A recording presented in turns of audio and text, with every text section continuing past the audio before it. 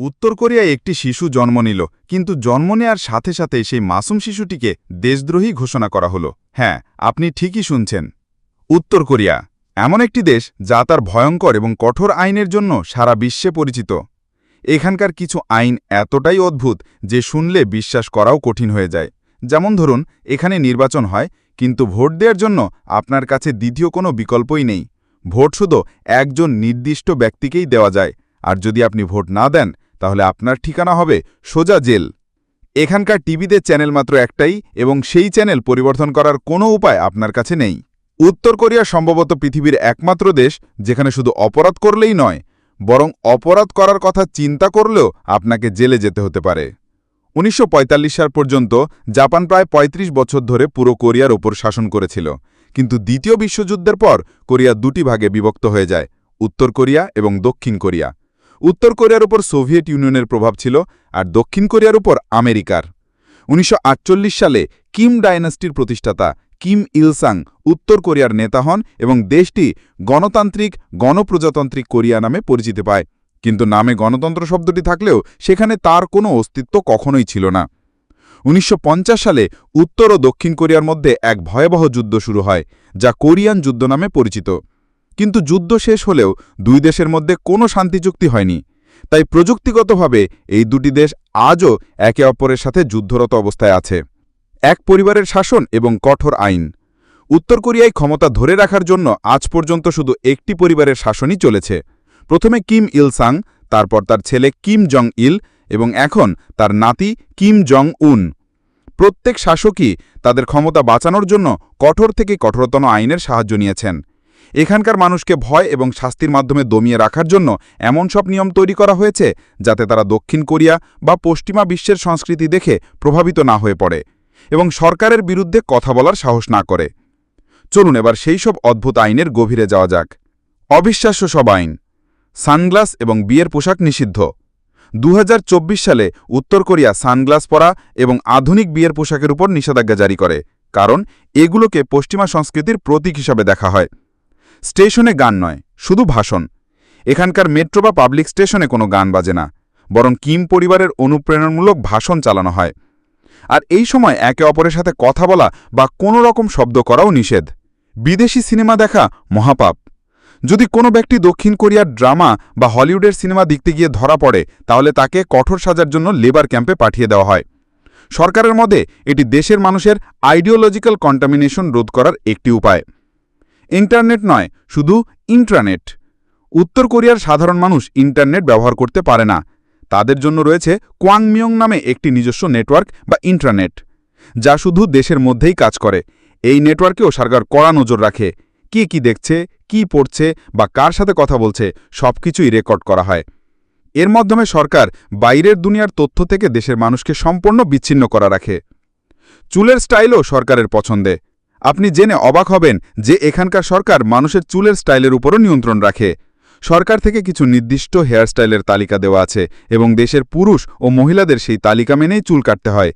Kim জংনের মতো চুলের style রাখা জনপ্রিয়, কিন্তু কেউ তা হুবহু নকল করতে পারে না। জিন্স এবং রঙিন পোশাক নিষিদ্ধ।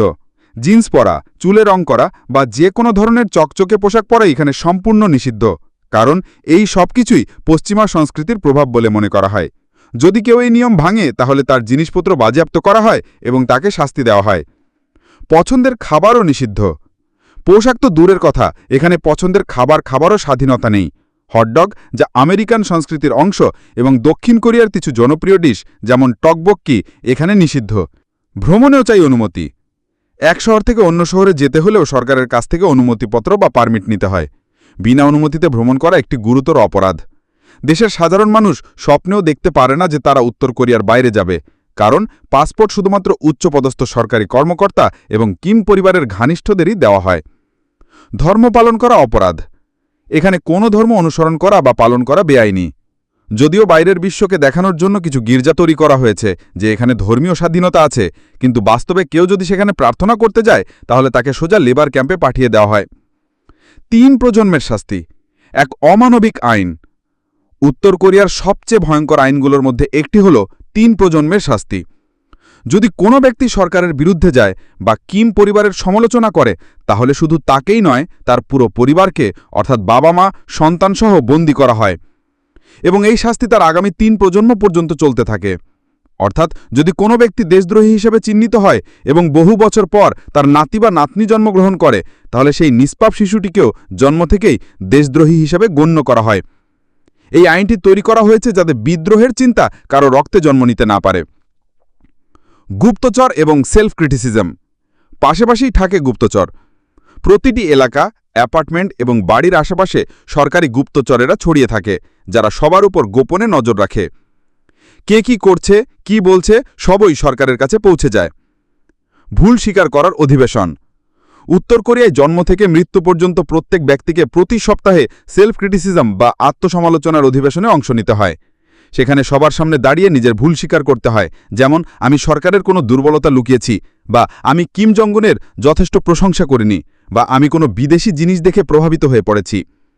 এরপর সেই ভুলের জন্য ক্ষমা চাইতে হয় এবং উপস্থিত বাকিরা তার কঠোর সমালোচনা করে। নির্বাচন, যেখানে বিকল্প নেই। উত্তর কোরিয়ায় প্রত্যেক নাগরিকের জন্য ভোট দেওয়া বাধ্যতামূলক, কিন্তু আশ্চর্যের বিষয় হল ভোট শুধু তাকেই দেওয়া যায় যাকে সরকার মনোনীত করে, অর্থাৎ ব্যালট পেপারে নাম থাকে মাত্র একজনের।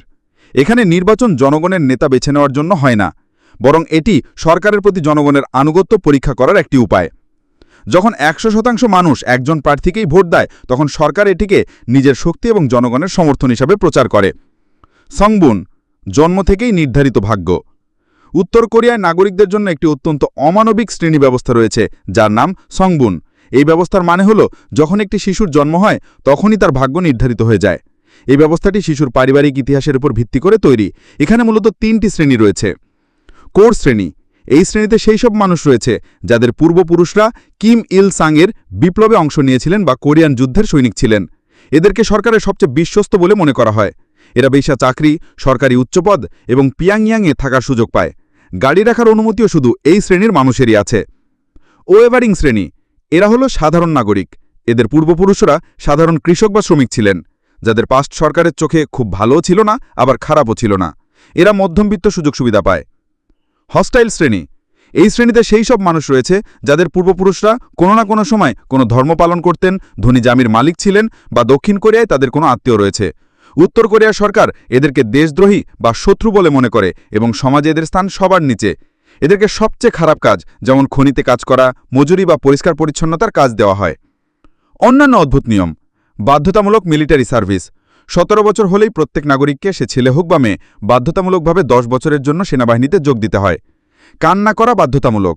কিম পরিবারের কোনো সদস্যের মৃত্যুবার্ষিকীতে বা জাতীয় শোক দিবসে প্রত্যেককে প্রকাশ্যে কান্না করতেই হবে। যদি কেউ না কাঁদে তাহলে তার আনুগত্য নিয়ে প্রশ্ন তোলা হয় এবং তাকে শাস্তি দেওয়া হতে পারে। নিজস্ব ক্যালেন্ডার। উত্তর কোরিয়া এতটাই বিচ্ছিন্ন যে তাদের ক্যালেন্ডারও বাকি বিশ্ব থেকে আলাদা, যা জুচে ক্যালেন্ডার নামে পরিচিত। এই ক্যালেন্ডারে শুরু হয় 1912 সাল থেকে, যা হল প্রতিষ্ঠাতা কিম ইল সাংয়ের জন্মদিন। অর্থাৎ বাইরের বিশ্ব যখন সাল ছিল 1912, উত্তর কোরিয়ায় তখন ছিল জুচে 1। সেই হিসাবে আজ 2025 সালে সেখানে চলছে জুচে 114। এখন প্রশ্ন হল, উত্তর কোরিয়া কেন নিজেকে বিশ্ব থেকে এতটা বিচ্ছিন্ন করে রেখেছে? এর প্রধান কারণ হল কিম শাসকের ভয়। তারা ভয় পায় যে যদি দেশের মানুষ বাইরের বিশ্বের স্বাধীনতা এবং উন্নত জীবনযাত্রা সম্পর্কে জানতে পারে তাহলে তারা সরকারের বিরুদ্ধে বিদ্রোহ করবে। তাই মিডিয়া, ইন্টারনেট, ভ্রমণ সবকিছুর ওপর নিষেধাজ্ঞা জারি করা হয়েছে। এছাড়াও পারমাণবিক কর্মসূচির কারণে উত্তর কোরিয়ার উপর আন্তর্জাতিক নিষেধাজ্ঞা রয়েছে, যা দেশটিকে আরও একা করে দিয়েছে। আমরা যে তথ্যগুলো আপনাদের দিলাম তার অনেকটাই সেই সব মানুষদের কাছ থেকে পাওয়া যারা 1953 সালের পর জীবনের ঝুঁকি নিয়ে উত্তর কোরিয়া থেকে পালাতে সক্ষম হয়েছেন। কিছু তথ্য স্পাই স্যাটেলাইটের মাধ্যমে এবং কিছু সাহসী উত্তর কোরিয়ানদের মাধ্যমে ফাঁস হয়েছে, যারা গোপনে ভিডিও করে ইউএসবি ড্রাইভে করে চীনের মাধ্যমে বাইরে পাঠিয়েছেন। হতে পারে এই নিয়মগুলো হয়তো এখন বদলে যাচ্ছে বা এর চেয়েও ভয়ঙ্কর নতুন নিয়ম তৈরি হয়েছে। সঠিক তথ্য হয়তো কারো কাছেই নেই, কিন্তু যা কিছু জানা গেছে তা থেকেই বোঝা যায় যে উত্তর কোরিয়ার মানুষরা এক ভয়ঙ্কর এবং দমবন্ধকর পরিস্থিতির মধ্যে জীবনযাপন করছে।